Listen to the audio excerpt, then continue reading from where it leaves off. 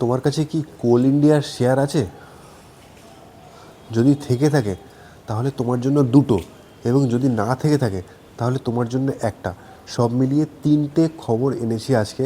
ভিডিওটা একটু বড় হবে, কিন্তু সময় নিয়ে দেখো, কেন as a investor of coal India অথবা as a equity market lover হিসেবে তোমার এই বিষয়গুলো জেনে রাখা উচিত।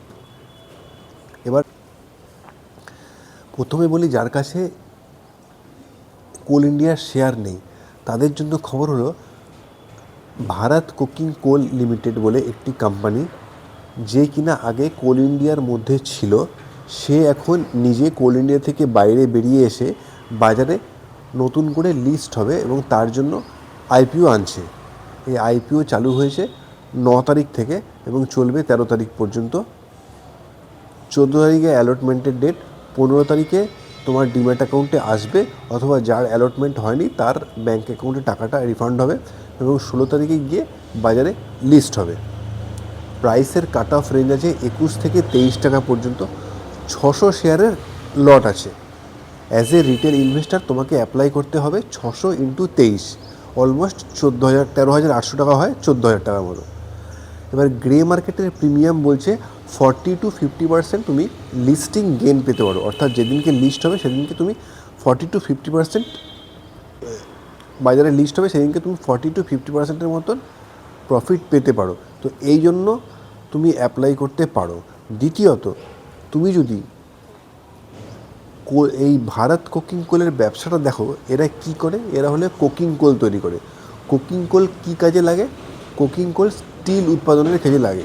তো স্টিল একটা খুবই বড় এসেনশিয়াল জিনিস, এবং যেটা তোমার পোর্টফোলিওতে কিন্তু রাখা উচিত।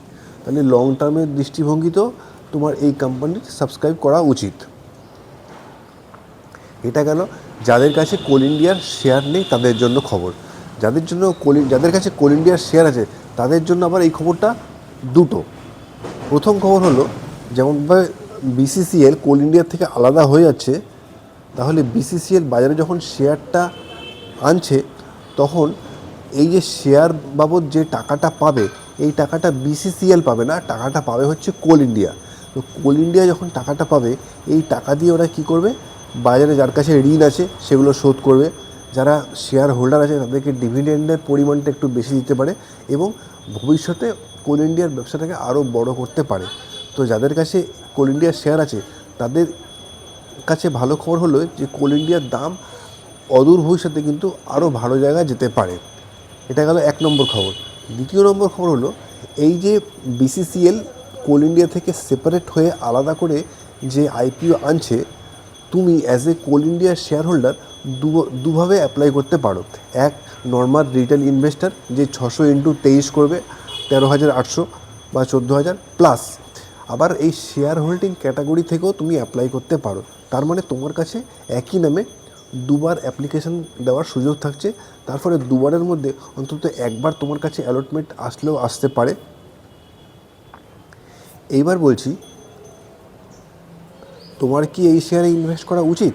দেখো, ঠিক যেমনভাবে বললাম, কোল ইন্ডিয়া যদি আবার বড় হয়, তাহলে তোমার পোর্টফোলিওতে যদি কোল ইন্ডিয়ার এখন যা দাম থাকবে, মনে হয় 420 টাকা 21 টাকার মতন আছে, তো অদূর ভবিষ্যতে এই দামটাও আরও বাড়ার আশা আছে।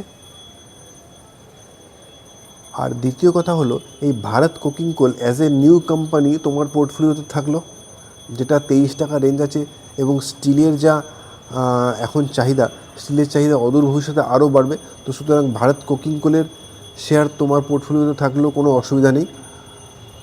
তো আমাকে কমেন্ট করে জানাও যে তোমার কাছে শেয়ার আছে কি না, এবং 9 তারিখ থেকে 13 তারিখ পর্যন্ত অ্যাপ্লিকেশন দেওয়ার সুযোগ রয়েছে। ভিডিওটা যদি ভালো লেগে থাকে একটা লাইক করো, এবং যারা জানে না তাদেরকে শেয়ার করে দিও।